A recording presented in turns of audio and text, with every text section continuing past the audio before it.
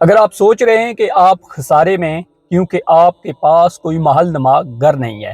آپ کے پاس کوئی بڑی گاڑی نہیں ہے اور آپ کے بینک میں لاکھوں یا کروڑوں روپے موجود نہیں ہیں، آپ کے پاس کوئی نوکری یا کاروبار نہیں ہے، تو یہ آپ کی چھوٹی سوچ ہے یا پھر آپ غلط فہمی کا شکار ہیں، کیونکہ یہ خسارہ بالکل چھوٹا سا خسارہ ہے جو 30-40 سالوں کے لیے ہے، اور اگر آپ اس کے بغیر بھی اس دنیا سے چلے گئے تو آپ کے اوپر کو اتنا بڑا فرق نہیں پڑتا ہے۔ لیکن جس خسارے کی طرف میں آپ کی توجہ کرانا چاہتا ہوں وہ ایک ایسا خسارہ ہے کہ اگر آپ اس میں ہیں، اگر وہ آپ کے پاس ہے، اگر اس خسارے میں آپ کی زندگی گزر رہی ہے تو یقین کیجئے آپ ایک عظیم خسارے میں مبتلا ہیں، اور وہ ہے نماز کا چھوٹ جانا۔ یقین کیجئے دنیا کے سارے خسارے ایک طرف اور آپ کی ایک نماز جو آپ کو اللہ کے سامنے جھکاتی ہے، جو آپ اللہ کے سامنے سجدہ ریز ہوتے ہیں، اگر وہ نہیں کر پاتے ہیں